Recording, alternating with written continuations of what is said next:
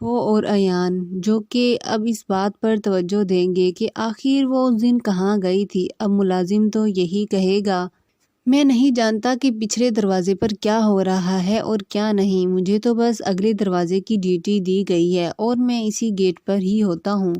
اب یہ بات سن کر تو وہ وہاں سے چلا جاتا ہے، لیکن اس کی پھپھو اس بات پر غور کرنے لگتی ہے کہ آخر یہ پچھلے دروازے سے ہی کیوں گئی۔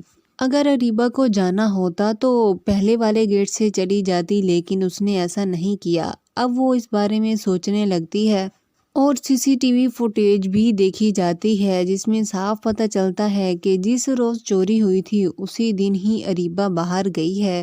اب اس کا شک تو اریبہ پر ہی جاتا ہے کہ جب کوئی گھر میں آیا ہی نہیں، نہ تو کسی اور کی یہ عادت ہے، تو ہو سکتا ہے یہ کام اریبہ کا ہی ہو اور یہ اس دن باہر کیوں گئی۔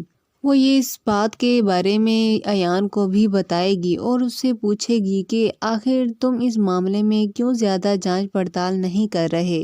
ہمیں معلوم ہونا چاہیے کہ ہمارے گھر سے زیور کیسے غائب ہوا اور تم چپ چاپ بیٹھے ہو۔